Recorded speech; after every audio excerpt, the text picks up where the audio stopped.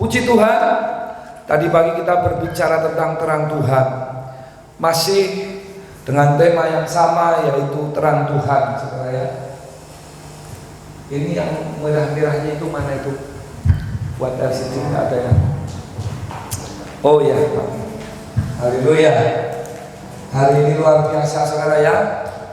Saya bersyukur kepada Tuhan. Seberapa kita yang hadir, jemaat Tuhan itu luar biasa, saudara ya. Memang kalau kita memuji, menyembah Tuhan, kalau kita berada dalam terangnya Tuhan, kita itu akan menikmati di rumah Tuhan dalam pujian, penyembahan. Kayaknya waktunya itu begitu singkat. Karena memang kalau saudara tahu, saat kita nanti meninggalkan dunia ini pun sama. Di surga sana itu terang Tuhan akan menyinari setiap kita yang percaya dan mengakhiri pertandingan dengan baik.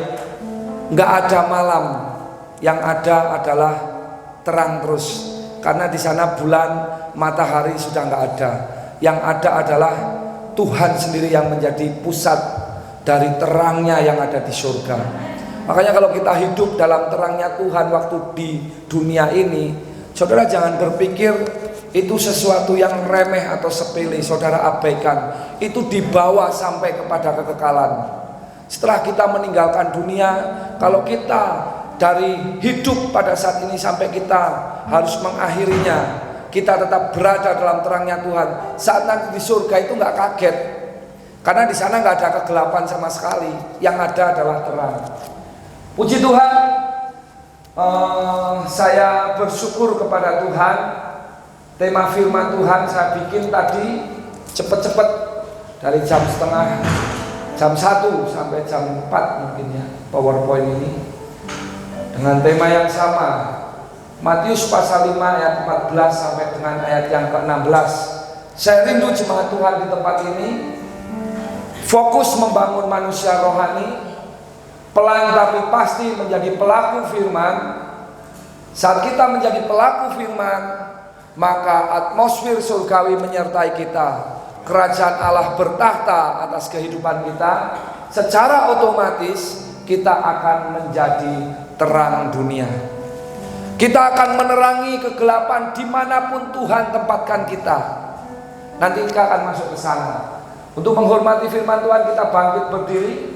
Kita buka di dalam Matius pasalnya yang ke-5, ayatnya yang ke-14 sampai dengan ayatnya yang ke-16. Haleluya. Kalau sudah ketemu, boleh sama-sama katakan amin. Amin. Haleluya.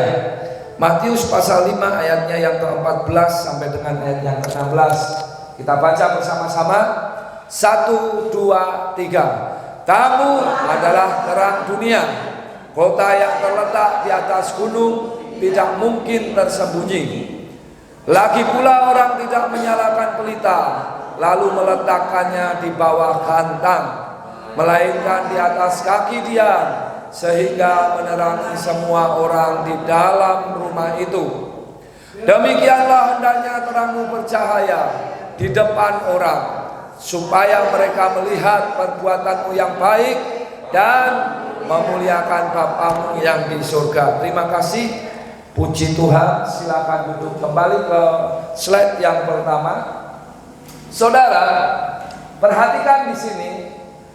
Ini adalah pada waktu Tuhan Yesus berkhotbah di atas bukit, dan di sini perikopnya berjudul garam dan terang dunia. Saya rindu setiap kita mengerti bahwa keberadaan kita di muka bumi ini tidak kebetulan, tetapi Tuhan memiliki satu rencana yang dahsyat dalam kehidupan setiap pribadi lepas pribadi kita. Dan Tuhan akan memakai setiap kita berbeda-beda. Saya menjadi terangnya Tuhan mungkin di mana saya berada. Pak Ketua menjadi terang Tuhan di mana Pak Ketua berada. Siapa lagi? Semua, Pak Winoto, semua di sini. Karena Tuhan tidak memanggil kita dari gelap kepada terangnya yang ajaib untuk sesuatu yang biasa-biasa. Tetapi Tuhan memanggil setiap kita untuk sesuatu yang luar biasa. Haleluya. Saya rindu saudara perkatakan ini dengan iman. Judul atau tema khotbah kita pada sore hari ini, saya adalah terang dunia. Saya adalah terang dunia. Ya kan? Jadi kenapa saya mau ajak saudara memperkatakan ini? Karena dalam setiap aspek kehidupan kita, Tuhan taruh kita ada di keluarga kita. Saya punya keluarga, Pak Bambang punya keluarga, Pak Timo punya keluarga. Makanya tadi saya katakan, coba bilang ke Bu Marta, saya terang dunia. Kalau Pak Timotius tidak menjadi terang dunia seperti yang firman Tuhan mau, Bu Marta akan ngomong gini, ngapusi. Ya.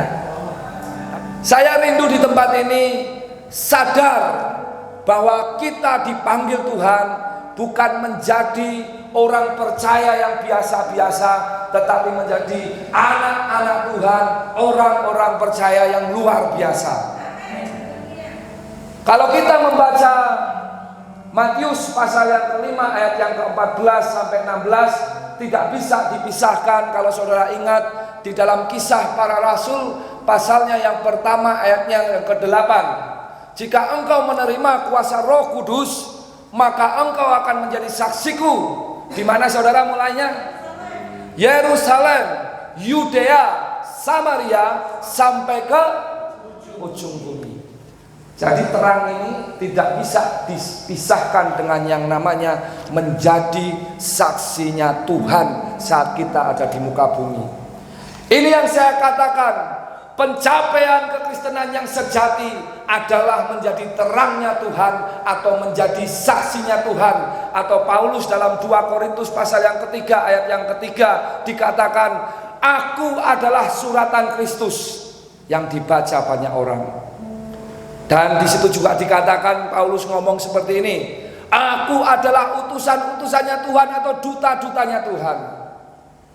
Jadi kalau saudara pada malam hari ini mendengar kabar baik ini, saudara harus mulai introspeksi, harus mulai bercermin, melihat kehidupan kita.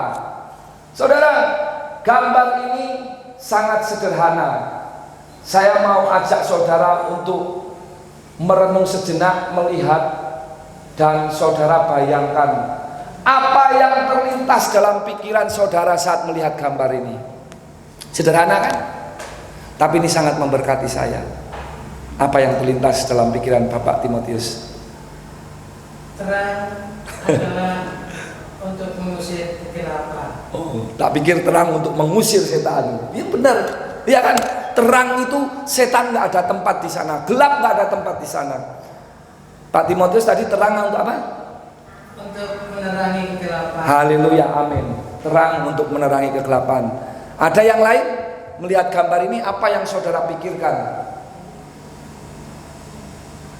Pak Bambang, apa yang terlintas dalam pikiran Bapak Bambang melihat gambar yang, aduh, sederhana sekali ya, cuma cahaya dan tangan. Saudara melihat gambar ini, saya memiliki satu pemahaman. Slide kedua, Noki. Tuhan mau kita menjadi terang itu. Jadi terang tadi itu adalah kita. Tuhan mau terang itu adalah kita. Untuk menjadi apa saudara? Perpanjangan tangan Tuhan bagi mereka yang ada dalam kegelapan. Jadi tangan-tangan yang mau menggapai terang itu adalah mereka yang masih berada dalam kegelapan, yang masih belum mengenal Tuhan. Mereka perlu diselamatkan. Atau mungkin mereka yang sudah kenal Tuhan, tapi hidup mereka dikuasai oleh kegelapan. Maksudnya bagaimana? Maksudnya begini, hidup mereka, saya berdoa tadi, anak-anak muda luar biasa ya. Memang kalau atmosfernya yang bawa musik itu orang-orang tua, kita lebih khusyuk ya, lebih lebih santai. Tapi kalau anak-anak muda, roh kita menyala-menyala saudara ya. Itu karena apa saudara? Menikmati hadirat Tuhan. Orang yang memiliki terang itu, saat dia memuji, apalagi saat dia menyembah Tuhan, waktu itu berasa begitu singkat. Saudara pernah rasakan itu? Kalau engkau pada saat menyembah Tuhan, saat memuji Tuhan gak rasakan apa-apa, bahkan merasa lama sekali, berarti engkau membuka celah sedikit dalam ruang hati kita, ada kegelapan di sana. Makanya kalau orang yang masih, walaupun kita predikatnya adalah sebagai orang percaya, anak-anak Tuhan, tapi kalau kita dengerin firman, memuji atau menyembah Tuhan, rasanya kok lama sekali, berarti ada kegelapan yang masih ngumpet di sana. Firman Tuhan katakan apa? 1 Yohanes 1:5, Allah adalah terang, di dalam terang sama sekali tidak ada kegelapan. Dan saudara tahu nanti di surga, siang dan malam, semua umat Tuhan memuji menyembah Tuhan, enggak ada batasan waktu, enggak ada gelap sama sekali, karena bulan dan bintang tidak ada lagi di sana. Terang Tuhan yang menyinari seisi surga. Haleluya, saudara. Nah, saudara, perhatikan di sini. Kehidupan orang percaya harus berdampak dan menjadi berkat, agar terang Tuhan bercahaya atas orang-orang di sekitar kita, sehingga melalui kehidupan kita nama Tuhan dimuliakan dan terlebih mereka diselamatkan. Saudara, apakah melalui kehidupan kekristenan kita orang-orang yang bersentuhan dengan kita diberkati? Mereka bisa keluar dari mulut kita berkata seperti ini, memang beda nek wong Kristen, dia begitu penuh kasih, dia begitu sabar, dia murah senyum, dia nggak pernah menyimpan kepahitan. Wah, pokoknya aku kalau deket dia kok bawaannya itu adem. Saudara, berarti saudara berada dalam terangnya Tuhan, sehingga tadi saya bilang atmosfer surgawi yang menyertai kita itu, orang yang bersentuhan dengan kita pun bisa merasakan. Haleluya, saudara. Slide selanjutnya. Perhatikan di sini, saudara. 2 Korintus pasal 3 ayat 2 dan 3. Saudara harus malam hari ini sadar, kita adalah surat Kristus yang dibaca banyak orang, tidak bisa dipungkiri. Dimanapun saudara berada, semua mata tertuju pada saudara. Mau di mana saja, nanti kita masuk ke sana. Semua orang memperhatikan gerak-gerik kita, perbuatan kita, perkataan kita, tingkah laku kita. Jarine wong Kristen, dia memberkati sekali. Wah, itu yang kita mau, itu yang namanya menjadi terang. Kehidupan kita orang percaya diperhatikan semua orang. Nah, tadi saya sudah sampaikan, pencapaian kekristenan yang sejati adalah saat kita benar-benar mau, ini kayaknya Noki salah ngambil slide ini, menjadi terang dan saksi Tuhan melalui kehidupan kita sehari-hari. Tadi kita udah baca, menjadi terang tidak dapat dipisahkan dengan menjadi saksi Tuhan. Firman Tuhan yang terdapat di dalam Kisah Para Rasul pasalnya yang pertama sampai dengan pasal yang pertama ayat yang ke-8. Jadi saudara menjadi seorang Kristen sekian lama, puluhan tahun, itu tidak jaminan engkau menjadi orang Kristen yang sejati di hadapan Tuhan. Orang Kristen yang sejati di hadapan Tuhan adalah saat dia mulai memiliki rasa peduli untuk menyelamatkan jiwa-jiwa di sekitar kita. Kalau saudara memiliki rasa itu, berarti ada terang Tuhan yang menyinari seluruh kehidupan saudara, dan akan terjadi satu perubahan. Perkataan kita yang mungkin tadinya nggak jadi berkat, kita akan jadi berkata-kata yang menguatkan, yang membangun, yang membawa kabar baik kepada mereka. Perbuatan kita yang mungkin menjadi batu sandungan, saat kita sadar bahwa kita terang dunia, seperti kota yang terletak di atas bukit, dilihat banyak orang, maka kita akan mulai mengerem kalau kita punya sikap perbuatan yang kurang berkenan di hadapan Tuhan. Dan saudara tahu, orang-orang di sekitar kita melihat perbuatan kita, perkataan kita, tingkah laku kita. Kalau kita sungguh-sungguh fokus membangun manusia rohani menjadi terangnya Tuhan. Enggak perlu kita nginjili mereka, mereka bisa diselamatkan karena kehidupan kita yang berdampak. Saudara mau menjadi pemenang jiwa melalui kehidupan kita, bukan perkataan kita? Banyak sekarang penginjilan kemana-mana mengabarkan tentang firman Tuhan, tapi dalam kehidupan sehari-harinya tidak sesuai dengan apa yang dikatakan, tidak sinkron. Kalau kita hidupnya firman Tuhan ngomong kasihilah musuhmu, tetapi pada saat dia tertekan atau dia dijahatin orang, dia tidak bisa mengasihi tetapi membalas dengan kejahatan. Apa bedanya kita dengan mereka? Apakah kita jadi terang? Tidak. Ingat saudara, engkau dan saya adalah terangnya Tuhan. Dan kita Tuhan tempatkan di tempat yang berbeda-beda, tetapi Tuhan memiliki satu rencana yang besar. Dimanapun kita berada, tangan tadi itu menggapai terang yang ada sama kita. Mereka terhilang. Makanya ada lagunya,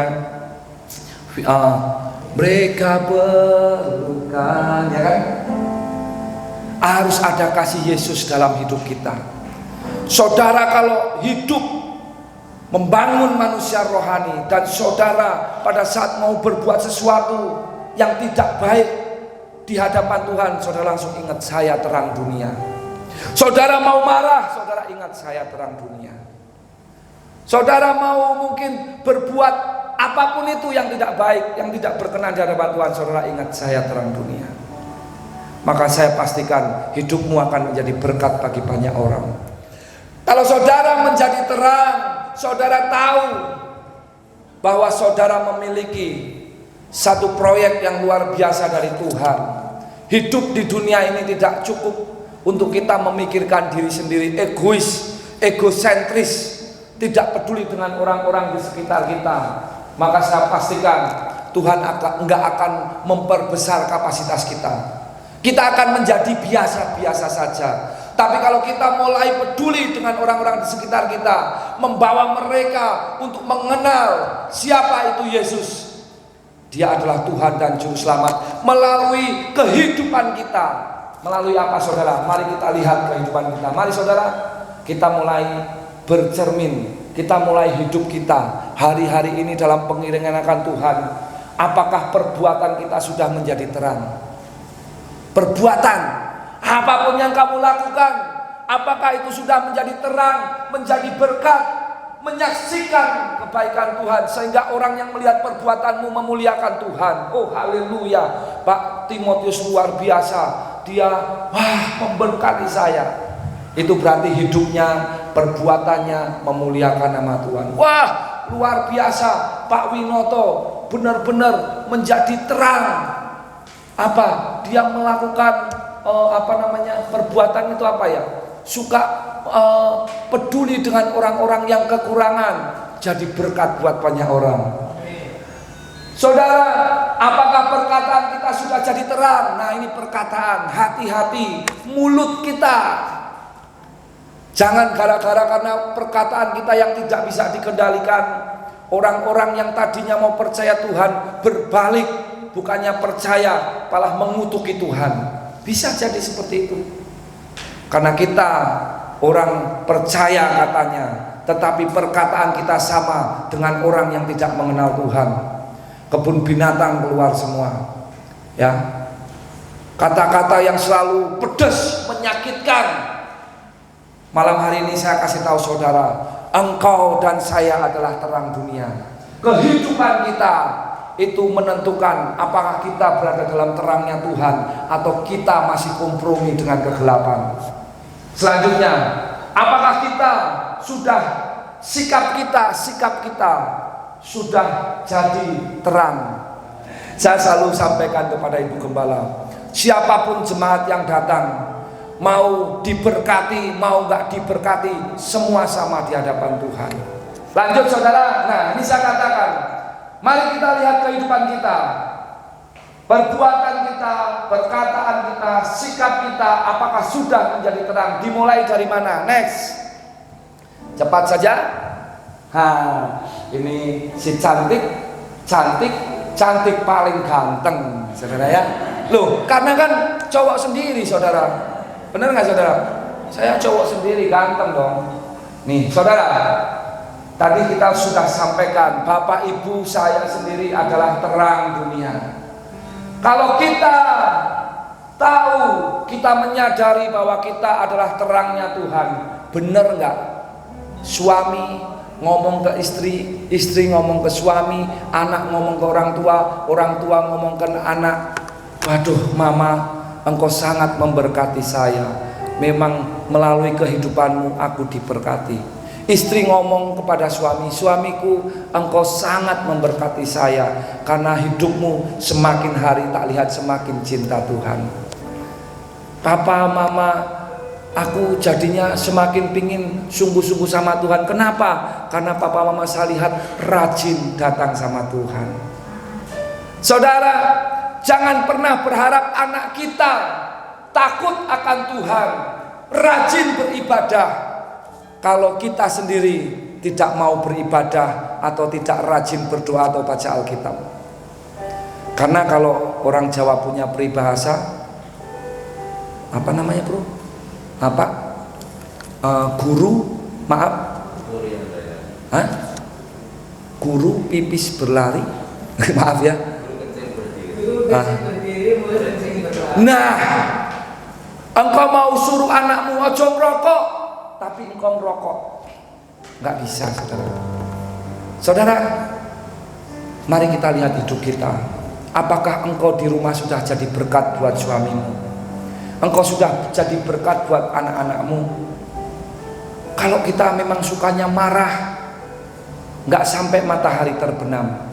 Kalau kita tahu marah, nggak apa-apa. Tuhan Yesus juga pernah marah. Tapi kalau kita marah, harus kita tahu marahnya ada dasarnya. Karena memang kita perlu marah, karena mungkin sudah melakukan tidak seperti yang Tuhan mau. Tetapi kalau kita setiap hari marah-marah terus, hati-hati saudara.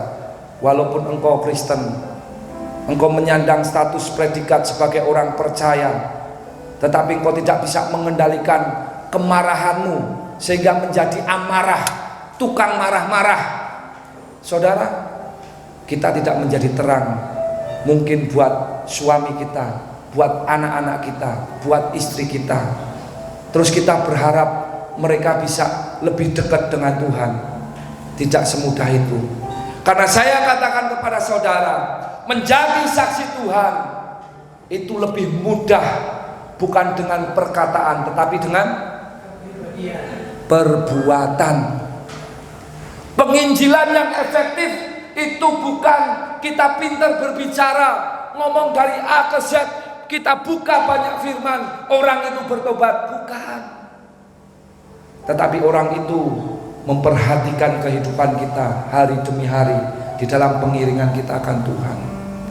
Kalau hidupmu benar-benar menjadi terang seperti yang Tuhan mau tadi, saudara, pada saat ngomong cuma satu kata, itu akan berdampak bagi orang yang mendengarkan. Saudara, misalnya saya ngomong begini, kasihilah musuhmu. Terus saya sama ibu gembala nggak bisa mengasihi, atau berlian lagi di sini, dia akan ngomong paling kenceng di belakang, ngapusi, papa ngapusi, dia nggak bisa mengasihi. Saudara, saya pun belajar, saya pun selalu belajar, dan saya selalu katakan, Tuhan tolong mampukan saya, karena saya tahu secara manusia, secara kekuatan saya nggak mampu.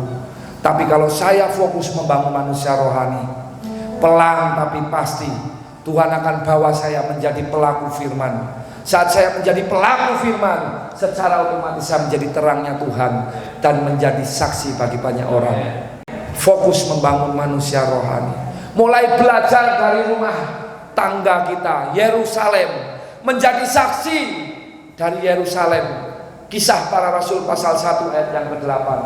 Belajar, suami-suami kalau sama istri, saya belajar loh, saya juga heran loh, kadang kalau merenung, kok aku bisa ya mengasihi istriku sekarang so sweet banget gitu loh saudara. Yo, saya bener loh, saya sendiri nggak pernah nyangka bisa gitu loh saudara.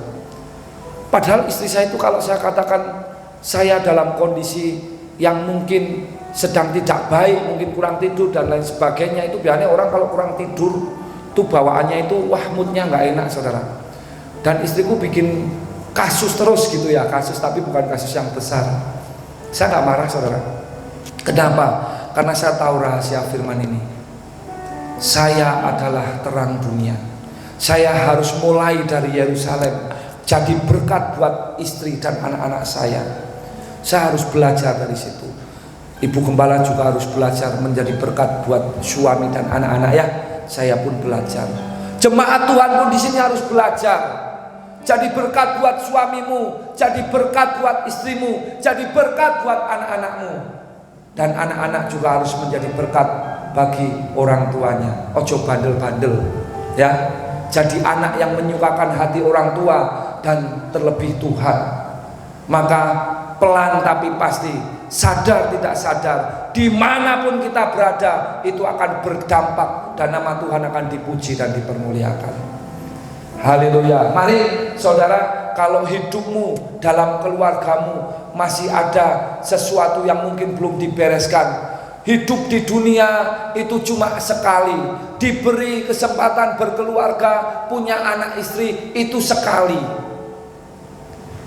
Matius pasal 6 ayat yang ke-10 katakan, berdoalah demikian, Bapa kami yang di surga, dikuduskanlah namamu, jadilah kehendakmu di bumi seperti di surga. Jadi kalau hari ini dalam rumah tanggamu, istri tidak bisa terima suami, suami tidak bisa terima istri, anak memberontak, anak melawan orang tua, jangan cepat-cepat salahkan anak kita. Pasti ada yang gak beres dengan orang tuanya. Kita langsung berkata, hidup saya ini apakah sudah menjadi terang melalui perkataan saya, perbuatan saya, sikap saya. Karena anak itu paling pintar mencontoh kita. Mungkin kita dengan mertua kita, orang tua kita. Saya kalau berbicara tidak mengalami perjumpaan secara pribadi dengan Tuhan, saya begitu kepahitan dengan mama saya.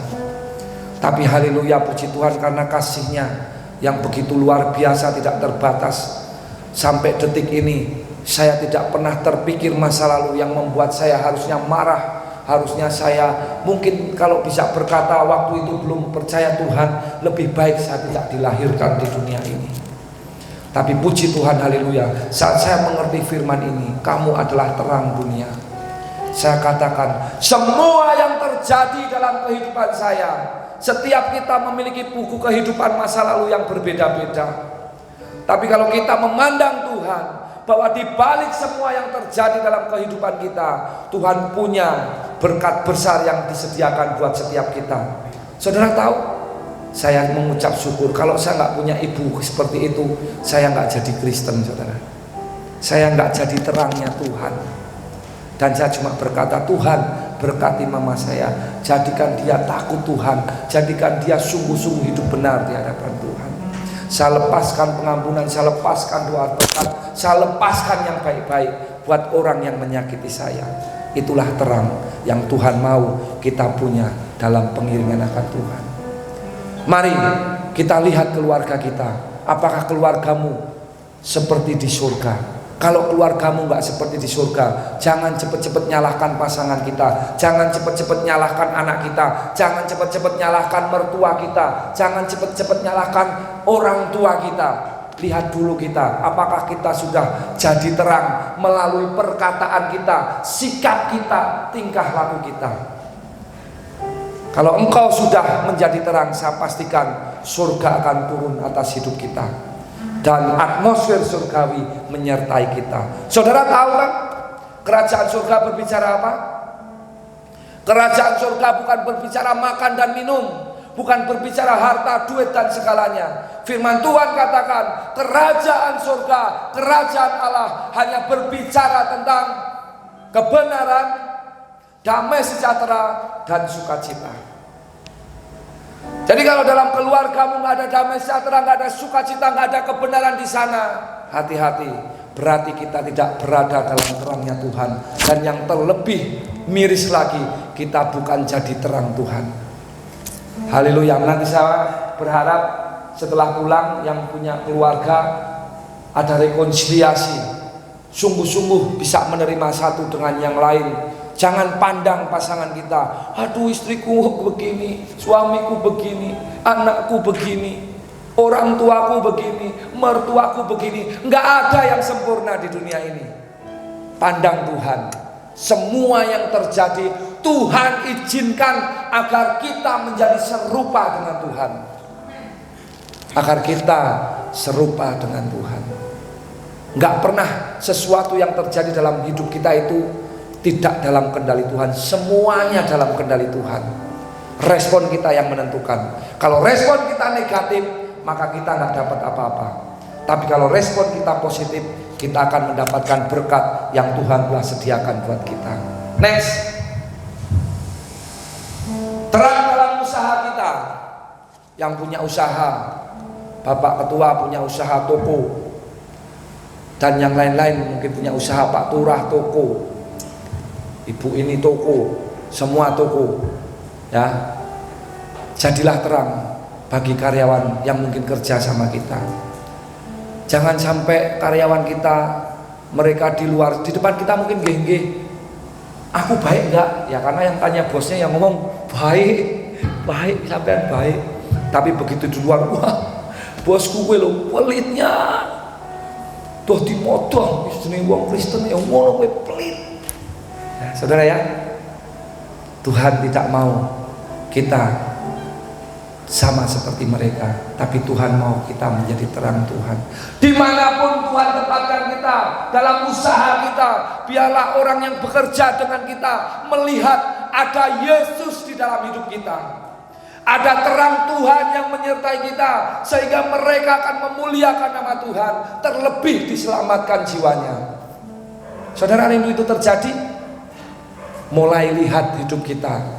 Apakah perkataan saya, perbuatan saya, tingkah laku saya sudah menjadi terang buat kegelapan di sekitar kita. Mungkin ada karyawan kita yang sedang dalam kondisi kesusahan, kesulitan, tidak punya apa-apa. Kita ngerti tapi kita tutup mata. Itu tidak menjadi terangnya Tuhan, tapi jadi batu sandungan. Mulai belajar peduli. Karena tujuan Tuhan datang ke dunia ini cuma untuk satu, menyelamatkan seluruh umat manusia di muka bumi ini. Dan ternyata Tuhan di sini nggak lama. Jadi dia melalui muridnya memurid-muridkan lagi sampai kepada kita, agar kabar keselamatan itu sampai ke penjuru dunia. Jadi tujuannya cuma itu, kita jadi saksinya Tuhan, kita jadi terangnya Tuhan. Tapi kalau kita masih ada kegelapan dalam kehidupan kita, jangan ngimpi saudara jadi terangnya Tuhan. Ya, di keluarga kita, di usaha kita, tetap engkau jadi pribadi yang memuliakan nama Tuhan, yang membawa terangnya Tuhan. Kalau misalnya kita melihat karyawan kita satu dengan yang lain bertengkar, kita datang mendamaikan, ya, kita datang membuat mereka rukun kembali. Wah beda, wong Kristen memang beda, luar biasa. Next, usaha kita, terang dalam dunia kerja kita yang bekerja. Engkau kerja dimanapun engkau berada, tidak kebetulan Tuhan izinkan. Maka tadi saya bilang, Tuhan izinkan kita ditaruh dimanapun itu gak kebetulan, semua dalam kendali Tuhan. Dengan satu tujuan, agar kita sadar destiny kita adalah menjadi saksinya Tuhan, adalah terangnya Tuhan untuk menerangi kegelapan. Saya bersyukur saudara, waktu di Jakarta saya bekerja, Tuhan izinkan diberi kesempatan di satu perusahaan Singapura. Saya membuat satu persekutuan doa. Saya beda dengan yang lain. Saya tunjukkan bahwa ada terang yang saya akan bagikan kepada mereka yang tidak ada terang, sehingga memiliki terang itu. Pelan tapi pasti, saat kita menjadi terang di dunia kerja kita, maka Tuhan angkat step by step, sedikit demi sedikit kita akan dipromosikan oleh Tuhan. Jadi kalau engkau kerja dimanapun, jangan kerjanya gundel. Kerja bosnya salah ngomong sedikit, wah, saya nggak pernah seperti itu. Kalau orang Jawa bilang, sejak saya terima Tuhan, saya berkomitmen, saya menjadi orang yang trimo ing pandum. Saya menerima dalam segala keadaan. Tetapi justru disitulah letak titik balik Tuhan angkat saya naik ke atas. Kalau engkau menjadi terang Tuhan, engkau sadar dirimu adalah saksinya Tuhan. Mau di keluarga, mau di usaha, mau di pekerjaan kita, di situ akan terjadi satu perubahan yang pasti baik karena ada Tuhan di sana. Jangan pernah engkau bekerja dimanapun terus aku nggak akan jadi apa-apa, enggak. Kalau engkau tetap mempertahankan terang Tuhan itu, Tuhan akan angkat kita. Next kami, ya cepat. Terang dalam studi kita. Ini ada Melani yang masih sekolah, ada Bastian. Harus beda, ya anak-anak Tuhan, apalagi Bastian. Saya sampai heran, tapi saya berteman juga. Dari pagi ibadah, tadi latihan, sekarang ibadah lagi. Wah, haleluya. Itu kayak anak-anak imam-imam Lewi dulu. Kalau mereka sukanya di rumah Tuhan, maka janji Tuhan adalah apa? Engkau akan seperti pohon yang ditanam di tepi aliran sungai, akan selalu bertumbuh, berbuah-buah, tidak pernah mengenal masa kering. Orang yang sukanya ada di rumah Tuhan, dia akan diberkati oleh Tuhan. Anak-anak yang sukanya di rumah Tuhan, dia akan Tuhan adakan perbedaan dengan orang yang tidak suka beribadah kepada Tuhan. Saya yakin dan percaya Melani, Bastian pasti di sekolahnya itu tidak sama dengan orang-orang di luar sana. Semua mata melihat Bastian, semua mata melihat Melani. Makanya Melani harus jadi terangnya Tuhan, ya. Yang baik-baik, ojo suka ngerumpi. Nah, perempuan sukanya kan ngerumpi. Melani suka ngerumpi enggak? Ngerti ora? Kayak bocah kayak aduh. Ojo, ya. Anak Tuhan enggak begitu. Kalau di sekolah jangan begitu. Sukanya ngerumpi. Ada yang lebih parah kalau anak-anak yang tidak dasarnya, karena memang jarang beribadah, tidak mengenal Tuhan, papa mamanya juga nggak takut Tuhan, pasti judulnya ini generasi berantakan. Seperti saya dulu saya berantakan, saudara, saya jujur, saudara, sekolah saya berantakan, tidak beraturan, berantem, pokoknya aneh-aneh. Saya berantem sama guru itu berkali-kali, saudara. Di SMP Muhammadiyah saya berantem, dikeluarkan, masuk lagi pindah di SMP 1 Mojo Tengah, dikeluarkan. Saya berantem sama gurunya. Kenapa bisa begitu? Karena saya tidak melihat terang yang dari Tuhan, dari orang tua saya. SMA 4 kali saya dikeluarkan, gurunya saya tonjokin, dikeluarkan terus saya. Gurunya cuma panggil ke PP, dibilang begini, kalau kamu mau naik kelas, kamu harus pindah sekolah. Kalau di sini kamu gak akan naik kelas. Selalu begitu. Kenapa bisa begitu? Karena saya nggak ada terang Tuhan yang menyinari saya. Saya berharap Melani, Bastian dan yang lainnya, mari di sekolah kita beda. Kita adalah anak-anak Tuhan yang bersinar, membawa terang untuk kegelapan. Melalui Bastian, melalui Melani, anak-anak yang lain jadi ngomong, kok Melani kalau Bastian beda sih, pinter banget, nyontek. Nggak pernah. Dulu saya kalau sekolah, tahu nggak saudara, kalau saya sekolah dari SMP sampai SMA saya nggak pernah nulis, saudara. Hebat ya saudara, bisa naik kelas terus sih. Karena teman saya, saudara, entah perempuan atau laki-laki, tak suruh nulis. Nek ora awas sih, awas sih, pulang awas, takut semua. Jadi dia tulisin. Kalau dulu kan sekolah di SMP SMA kan kerjanya cuma nyatet, guru nulis, ini suruh ngikutin opo, kan dia nggak bener, saudara. Kesel banget kan? Saya nggak jadi terang Tuhan. Next. Nah, saudara, kalau kita menjadi terangnya Tuhan, jangan engkau berharap itu mudah, itu gampang, nggak gampang. Saat engkau belajar hidup benar di hadapan Tuhan, engkau belajar hidup lurus, engkau tidak kompromi dengan kegelapan, maka akan banyak proses tantangan yang membuat kita itu harus nahan diri. Kita harus ngelus dodo. Dan kalau firman Tuhan katakan, makanya itu kamu perlu Tuhan. Saudara lihat gambar ini, ngerti maksudnya? Paku kalau bengkok saudara gak perlu dipukul lagi, gak berguna. Orang kalau hidupnya di dalam Tuhan itu begajulan, podo karo orang dunia, hidupnya itu asal-asalan, gak berdampak, gak menerangi kegelapan, di mana kita berada jadi batu sandungan, pasti gak diperhitungkan. Ah wis lah, sopo kae? Sopo? Oh kae si Simon lewat ya. Wong Kristen rak beres. Nggak akan berkesan, berdampak. Tetapi kalau kita itu seperti paku yang lurus, itu pasti malah banyak tantangan. Kae kok sok rohani banget.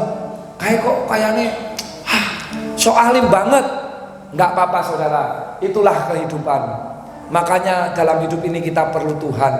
Kalau kita nggak membangun manusia rohani, jangan pernah berharap jadi terangnya Tuhan. Pasti kita nggak akan mampu di tengah-tengah dunia yang semakin jahat ini. Terus Noki.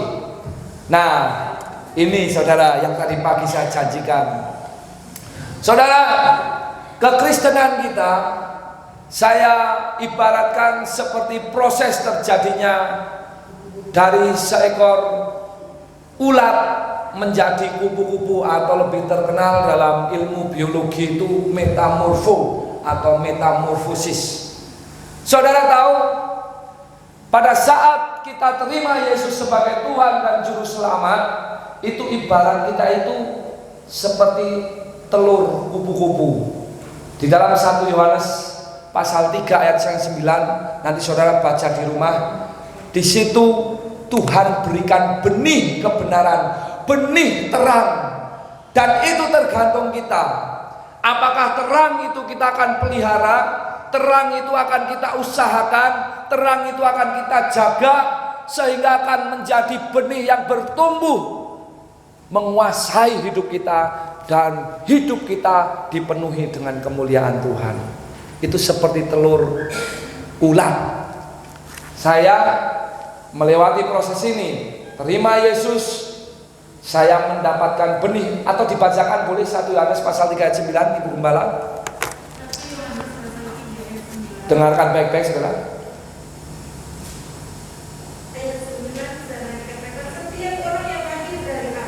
Setiap orang yang lahir dari Allah tidak berbuat dosa lagi. Tidak berbuat dosa lagi. Sebab benih ilahi tetap ada di dalam dia. Cukup, sebab benih ilahi ada di dalam dia. Haleluya. Jadi saat engkau terima Yesus sebagai Tuhan dan Juru Selamat, pada saat itu benih terang itu Tuhan berikan kepada kita. Harusnya kita jangan berbuat dosa lagi, tetapi kita terus menerus hidup dalam kebenaran firman Tuhannya, dan kita akan menjadi seekor ulat. Ulat ini nggak enak loh saudara. Ulat itu kan gambarannya nggak mengenakkan kan, menjijikkan, menakutkan, ya nggak saudara? Kekristenan kita saat kita benar-benar ingin hidup benar di hadapan Tuhan, tadi seperti paku yang lurus, itu siap dipukul, siap diproses, siap ditempa, agar kita bisa menjadi kepompong nih saudara. Tapi saudara tenang saudara, saat kita ada di posisi menjadi ulat, ya, yang tidak enak ini saudara, pokoknya ini yang paling gak enak saudara. Saudara tadinya gak marah, saudara tadinya marah, pingin gak marah-marah. Nah ini lagi seperti ini nih, seperti ulat, membuang kebiasaan-kebiasaan lama, mau masuk pada proses menjadi kepompong dan menjadi kepupu, yaitu menjadi terangnya Tuhan, menjadi serupa dengan Kristus. Nanti bisa buka di rumah. Tuhan memampukan melewati proses ini semua. Orang Kristen saudara, kalau hidupnya membangun manusia rohani, itu akan melalui ini semua saudara. Dan saudara tahu, engkau akan berkata seperti ini, ternyata aku ini spesial di hadapan Tuhan. Engkau boleh memiliki latar belakang masa lalu yang tidak baik, Tuhan tidak pernah lihat masa lalu kita, tapi Tuhan lihat sekarang siapa kita. Engkau mau jadi terang, engkau mau jadi saksinya Tuhan, itu Tuhan gak pernah paksa. Tuhan cuma katakan, mau gak kamu? Kalau kita mau, Tuhan akan mampukan. Tapi kalau engkau gak mau, Tuhan mau pakai cara apapun. Nanti kasusnya seperti Fir'aun, keras hatinya. Next, langsung saudara, waktunya udah mau habis, cepat-cepat aja. Nah, tahukah saudara, di dalam Tuhan setiap kita orang percaya itu terpilih dan memiliki kedudukan yang tinggi. Saudara harus bangga, saudara harus bersyukur, saudara harus bersukacita. Ternyata saudara dan saya ini memiliki kedudukan yang tinggi. Standar kita beda dengan standar orang di luar sana. Di luar sana tampar pipi kiri, tonjok kepalanya. Benar gak saudara? Tetapi firman Tuhan katakan, tampar pipi kiri, apa saudara? Berilah pipi yang kanan. Yakin? Berubah. Haleluya. Tapi itulah firman, tampar pipi kiri, berikan pipi kanan. Saudara, saya mau kasih tahu, orang Kristen memang standarnya begitu. Orang jahat sama kita, kita harus mengasihi orang itu. Kalau orang jahat sama kita, kita jahat sama orang itu, apa bedanya kita dengan orang itu? Berarti kita tidak menjadi terang. Dia gelap, kita juga. Itu yang namanya saya adalah terang dunia. Engkau harus beda. Orang benci sama kita, aku mengasihi engkau. Saudara, gak gampang, perlu proses. Tapi saya percaya, kalau engkau fokus membangun manusia rohani, Tuhan yang akan memampukan kita. Saudara, perhatikan di sini. Kamulah bangsa yang terpilih, imamat yang rajani, bangsa yang kudus, umat kepunyaan Allah sendiri, supaya kamu memberitakan perbuatan-perbuatan yang besar dari Dia, yang telah memanggil kamu keluar dari kegelapan kepada terangnya yang ajaib. 1 Petrus pasal 2 ayat yang 9. Saudara, perhatikan catatan kakinya. Sesungguhnya setiap orang percaya yang memiliki terang itu mempunyai kuasa untuk menguasai dan mengubah keadaan, sehingga semua mata akan tertuju pada keberadaan kita, karena kita memiliki cahaya kemuliaan Kristus. Haleluya. Saudara, saudara harus mengerti malam hari ini, engkau mempunyai kuasa untuk menguasai dan mengubah keadaan. Di keluargamu mungkin suasananya seperti di neraka. Kalau engkau memiliki terang Tuhan, engkau menjadi terang, engkau bisa ubahkan neraka itu menjadi surga. Dalam usahamu, mungkin usahamu sedang naik turun, atau mungkin nyungsep terjun payung. Tapi kalau engkau memiliki terang itu, engkau memiliki harapan di dalam Tuhan. Engkau akan berdoa, engkau akan menangis, memohon kepada Tuhan agar belas kasih-Nya turun. Dan itu bisa mengubahkan hati Tuhan. Untuk apa? Untuk membawa kita naik dan bukan turun.